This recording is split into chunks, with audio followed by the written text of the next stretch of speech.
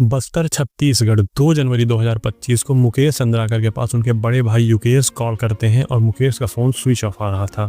अब यहाँ तक युकेश चिंता नहीं करते हैं क्योंकि मुकेश अधिकतर रिपोर्टिंग वगैरह में बिजी होने के कारण अपना फ़ोन बंद रखते थे। वहीं बस्तर एक नक्सल प्रभावित इलाका था तो वहाँ नेटवर्क वगैरह भी नहीं रहता था। ये भी एक कारण था कि मुकेश का फ़ोन स्विच ऑफ आ रहा था। अब धीरे धीरे दोपहर आती है और मुकेश का फ़ोन अभी भी स्विच ऑफ आ रहा है। अब युकेश को चिंता होने लगती है और युकेश अपने रिश्तेदारों और दोस्तों के पास फ़ोन लगा के मुकेश के बारे में पता करने की कोशिश करने लगता है।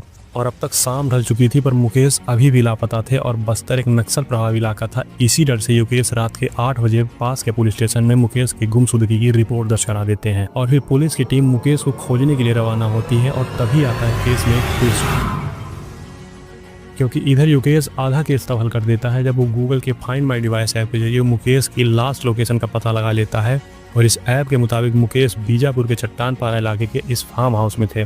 और उसके बाद पुलिस को बताया जाता है, पुलिस रवाना होती है, पूरा फार्म हाउस तलाशा जाता है लेकिन मुकेश के बारे में कोई जानकारी नहीं मिल पाती है। और इन सब से हार के आखिरकार युकेश मुकेश के यूट्यूब चैनल पर लाइव आता है बस्तर जंक्शन में और आप सबसे मदद की गुहार लगाता है। मेरा बेटा मेरे को चाहिए। और इधर पुलिस भी हर जगह देखकर हार मान चुकी थी पर युकेश को फार्म हाउस वाली जगह नहीं भूलती है। और युकेश कुछ पत्रकारों के साथ मिलकर पुलिस पर दबाव डालता है कि इस फार्म हाउस की दोबारा तहकीकात की जाए। और फिर दिन में पुलिस और एक पत्रकार की टीम वहाँ रवाना होती है। फिर से फार्म हाउस की तहकीकात की जाती है पर मुकेश के बारे में कोई जानकारी नहीं मिल पाती है। पर दिन के उजाले में एक चीज़ वहाँ अजीब दिख रही थी, उनके वाटर सेप्टिक टैंक में सीमेंट की नई छपाई। उसके बाद पुलिस उसको खोलती है और सैडली यहाँ पे पुलिस की तलाश खत्म होती है।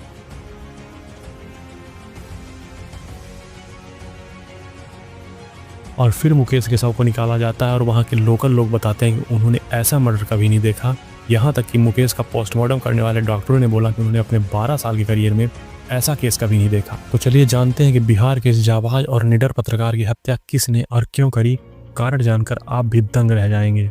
मुकेश का जन्म 4 जुलाई 1991 को वासागुड़ा के बीजापुर जिले में हुआ था। और मुकेश बचपन से काफ़ी परेशानी और काफ़ी गरीबी से पले बढ़े। और बचपन में उनके पिताजी का साथ छूट जाने के बाद मुकेश की ये परेशानियां दोगुनी हो गई। इसी वजह से उनके माताजी को एक आंगनवाड़ी स्कूल में काम करना पड़ा और मुकेश भी महुआ और इमली बेचकर अपना काम चलाते थे।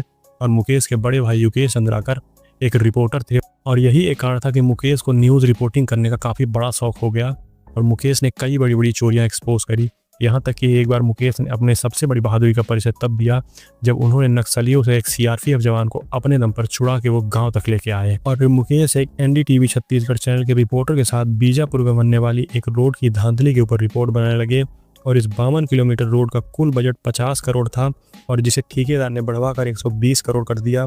और उसके बाद रोड इतनी घटिया बनी कि 1 किलोमीटर के अंदर उसमें 35 गड्ढे हो गए। और इस रोड का कॉन्ट्रैक्टर था सुरेश चंद्राकर जो कि मुकेश का चचेरा भाई था। अब तुम सुरेश की कहानी से 100% श्योर हो जाओगे कि हमारे गवर्नमेंट सिस्टम में कितना करप्शन भरा है। जो सुरेश एक पुलिस ऑफिसर की किचन में खाना बनाने का काम करता था, साथ ही 10वीं फेल भी था। वो धीरे धीरे नेताओं की चापलूसी करके एक बहुत बड़ा कॉन्ट्रैक्टर बन गया और बड़े बड़े घपले करने लगा।